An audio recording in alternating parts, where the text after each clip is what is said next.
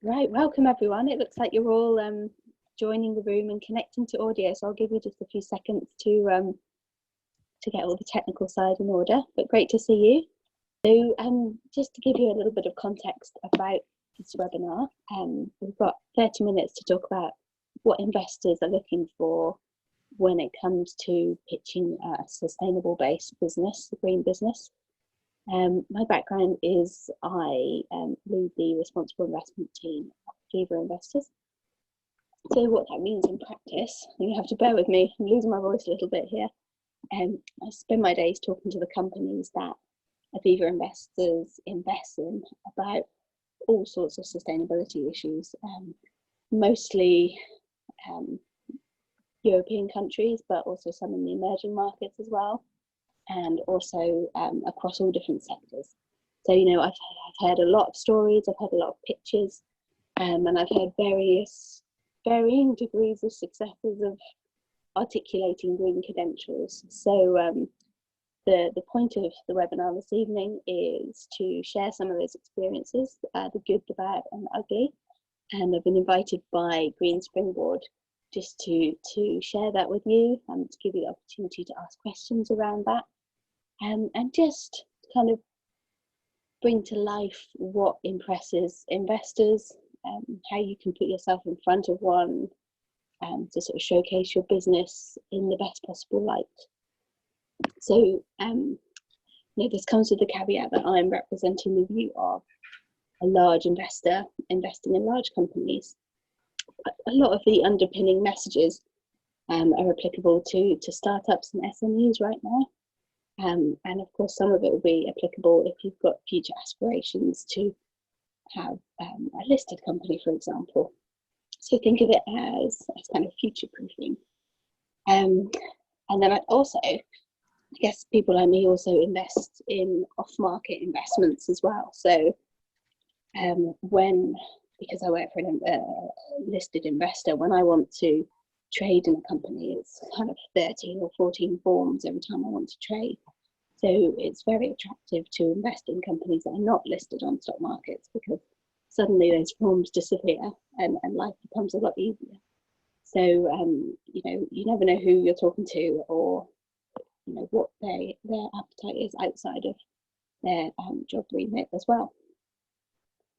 So today is my first day of maternity leave, and just before I left, we had a couple of meetings with two companies that are very big in the sustainability space, Tesla and Corn Racing Bond. Now, obviously with everything that's going on, these were online meetings, but it really reminded me of the first time that we met with these companies, which was pre-COVID, so it was all in person, and it was literally standing room only in that room, and it really impressed on me, you know, quite the kind of the appetite that we're seeing nowadays. I've been working in sustainable investment for 15 years, and if you'd have told me that a company selling plant-based meats would attract so much interest and attention, and people would be nudging each other out of the room to kind of get to hear the pitch, then, you know, 15 years ago I would have fallen off my chair. But the last couple of years have been yeah, they've really sort of changed things, so that's been interesting. So, on to our first slide. So what are we going to cover today? In the remaining 20 minutes, we're going to cover three things. First of all, how to put yourself in the shoes of potential investors for maximum impact. Second of all, ESG. So you might have heard it in the media or banded around. What does it stand for? What does it mean? What do investors expect from investee companies when it comes to ESG, environmental, social and governance? And then thirdly, the importance of framing the messages around the SDGs. So let's crack on. Putting yourself in the shoes of potential investors. So, you know, investors will hear a lot of different companies talking to them, pitching to them, sharing their stories. So if you can help investors, you know, tell their own stories about their own credentials using your business. That's absolutely the holy grail, because investors are subject to a lot of scrutiny from their own investors, further up the food chain, from the media, from non-government organisations. So if you can provide a business that an investor will really want to talk about and shout from the rooftops about, then you're already so far ahead of the competition. A lot of companies don't really do a very good job of bringing their own company to life, or kind of getting excitement about what they're offering. So, you know, the whole thing, it's humans dealing with other humans. So it means spending some time thinking about catchy ways of framing the sustainability credentials that you have. So yeah, bring things to life for the investors that you're talking to, and also repeat the key messages, because they'll be subject to lots of different conversations. And if you can just use kind of basic behavior to drum that message into them, it really does help. And also what helps is anything that can bring your company to life. You know, bring in a product, bring in a prototype, offer to take them to your factory or to your site.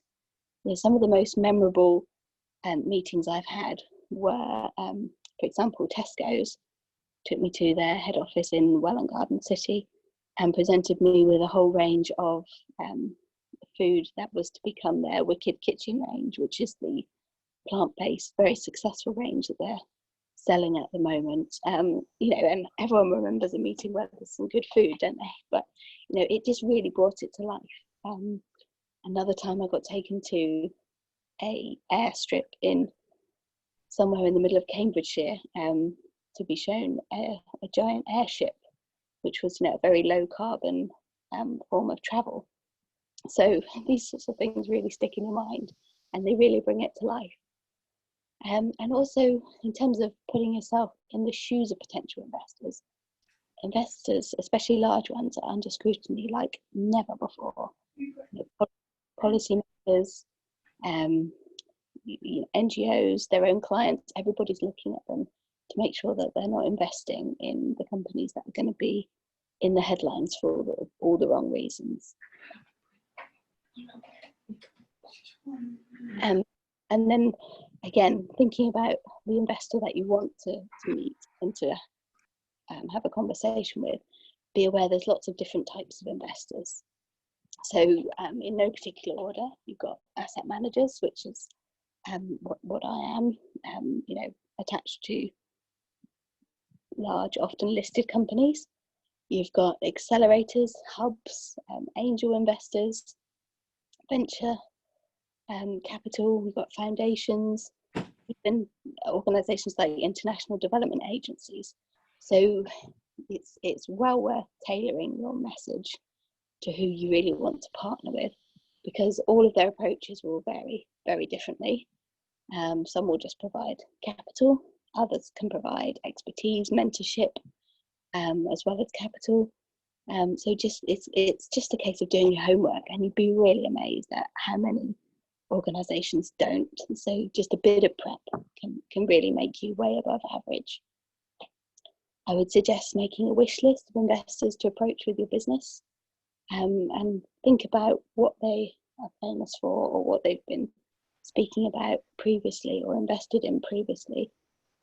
Google News is really helpful. If you just put the name of the investment company in, you can see what they've said in the public domain, and you might be able to get a sense also of their pockets of expertise. And even just basic things like checking out their employees on Twitter or LinkedIn to see what they care about, what they share information on. Again, you'd be amazed at how few companies do this. So for kind of 10-20 minutes of online time, you can really put yourself in a very strong position. And then once you understand who you're talking to and where they're coming from, you can speak to their interests, and demonstrate how your project will help them meet both their financial and social and environmental goals. So I had a think yesterday of kind of the 3 things that investors probably want to hear about without having to ask. First of all, we would want to know is there already latent demand or for what you're offering, or will the demand need to be stimulated? Second of all, how does your product or service solve some sort of sustainability issue or some sort of painful thing that needs a remedy in a profitable and also scalable way? And also, if you can bring to the table information about if there's consumer or business sentiment to support this, that's very helpful. And then last but not least, if you can speak to any upcoming regulation or scrutiny by policymakers or governments that might stand to benefit your organisation, then that again can be really, really helpful, and it makes it look like that you're all over the sector.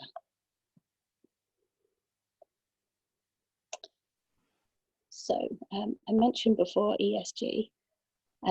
We've seen studies and meta-studies from academics and investors and bankers from all sorts of organisations at Oxford University, Harvard Business School, Morgan Stanley, Bank of America, Merrill Lynch. Lots of different studies have highlighted the fact that focusing on a sustainable business strategy can provide a competitive advantage in terms of your cost of capital, your operational performance, all these sorts of things. There's a whole wealth of information out there, but how do you condense it into some sort of elevator pitch?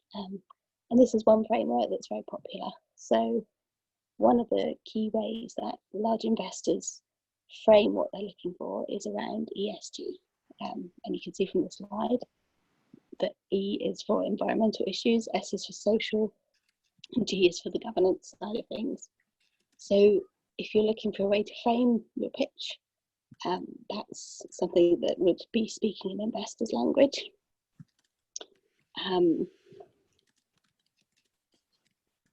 And then this slide is maybe something you want to look at your leisure, but basically it's kind of all the different, yes, I'm sure we can send a copy of the presentation, especially this slide, because it's it's quite small, so don't worry about scribbling notes.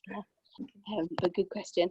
So this is just to kind of give you some examples of what are the environmental issues that investors would be thinking about in general. I mean, this is not sector specific, and the governance and the social side of things. There's also, I guess, if you're pitching to impact investors, there's additional considerations that you might want to bring to the table. So they like to see things like impact measurement. In the same breath as talking about your financial return, you should try and be able to talk about impact measurement. And also just clearly defined and measurable social and environmental outcomes. I think we've got a question here from Julia. Brilliant. So Julia's asking, how long do you see sustainability remaining a competitive edge if everyone is moving, however slowly, in that direction? At some stage, it will become the norm. Well, that's a really good question. I dream of it becoming the norm, to be honest, because I've been doing this for so long. It was so on the fringes. I think you're always going to have companies that never address their business model, and get left behind by this transition to a more sustainable economy. But I think in terms of offering a sustainability competitive edge, you've got a good 10, 15 years before it becomes a hygiene factor. I think there's still an awful lot to wring out of sustainability before everybody's on the same sort of level playing field. So I don't think it's something that you'd be wasting your time on if you put a lot of effort in and then in 1 or 2 years everyone's doing the same thing. I mean, obviously different sectors will vary enormously, but yeah, things are not happening quite as quick as one would hope, especially with kind of spanners in the works like COVID. So yeah, just when you're talking to impact investors, you might find things like having an environmental policy helps, just in terms of how do you frame your message? How do you kind of capture it? I've written down a few that I really like. There's the Travis Perkins environmental policy. I'll be honest, I had a hand in it, so it's completely conflicted me saying it's good. The Google one, I had nothing to do with that, and that's really good. It's called Going Green. And then Hewlett Packard also has a really simple, straightforward, lacks jargon, the environmental policy and their goals as well. So if you're looking for a bit of inspiration, I recommend you have a look at Hewlett Packard and Google and Travis Perkins. And then the last thing I wanted to touch upon, but certainly not the least thing, is lots of investors are now reporting their activities around the framework of the Sustainable Development Goals. So this is from the United Nations. It's the 17 things that we should be aiming to address by 2030. And because we've only got 10 years left, they're kind of ramping up the pressure on this. And when an investor thinks, well, how do I frame what I do? How do I kind of explain to my own investors how I have credibility in this space? It's just quite a nice, easy way to categorize things if you're writing an annual review or even just doing a presentation. So my point here is, if you can clearly demonstrate which of these 17 goals your business helps to meet, then you're already speaking their language. So for example, let's look at number 5, gender diversity. Maybe you've got great diversity in your startup or on your board. Well, then there you go, goal 5 is ticked. Or so goal 14, life underwater, everything to do with sustainable marine resources. Maybe your company's offering a low impact version of fish food for farmed fish aquaculture. That's a big issue. There you go, you've got your kind of goal 14 ticked. Even simple things like if you pay the living wage, goal 8, or if you offer sustainable textiles or alternatives to single-use plastic, there's your goal 12 ticked. I mean, I could go on, but you get the message. You're probably ticking a lot more of these sustainable development goals than you really realise. And if you can frame your business around that, then you're absolutely miles ahead of the competition. So just conscious of time, I think I will leave my kind of slideshow there. But does anyone have any questions? More than happy to ask over chat, or if you just want to unmute yourself and ask in person. So in terms of a big company that you might not necessarily think of, Heineken is doing some great things. Wow, okay. So like water use, water scarcity, you'd expect doing a lot there, but all along their supply chain, it's not a brand I necessarily associate with being a leader, but it dig around their sustainability report is really impressive, and I'm not sure it got the applause and the traction that it should have. I mean, I'm a sustainability geek, right? I read these sorts of things, but they brought it to life in videos, all sorts of multimedia. It wasn't just a static PDF. So I would say Heineken is a really nice one to have a look at. And then in terms of startups, so on the Italian stock exchange equivalent to AIM, which is not a full listing on the stock exchange, but kind of a stepping stone towards becoming a fully listed company. In Italy, there's a company called EcoNile, so ECONYL, I would say. They basically take fishing nets that have been discarded in the sea and plastics in the sea, and they turn it into swimming costumes, carpets, reusable nappies. Wow. It's gone from being a one-man band when I first met them to, and I don't know what their secret sauce is, but to really getting supplying contracts with some really enormous companies in the space of, let's say, 5 years. Wow. So they're still a kind of startup, but they're just about to launch to the next level, I would say. But I Right. really really impressed by them. I think my first port of call, if I was in your shoes, would be impact investors, because you can get some very small ones, but clearly demonstrable impact, straightforward story. It's not technical, it's not replacing one type of chemical with another in a complicated process. It's just a case of looking at the impact investments that are on offer. So check out, first of all, the GIIN, so Global Impact Investors Network. So, How to find the right fit, how to start that conversation with them. Most of it, I think, is not behind a paywall. So, they want businesses to come to them, and I think it's the investors themselves that pay to be on that page. So, don't think there's any cost, is what I'm saying. So I see this a lot in Asian companies, where they might be, I don't know, a grocery store or something, and the main way that they talk about their sustainability is through their philanthropic side of things. So the amount of money they donate to charity or the charity partnerships they do. I think it can be helpful, but I'm not sure if it's enough on its own, if you see what I mean. So you need to kind of build the bridge between the charity that you're supporting and the bread and butter of the business.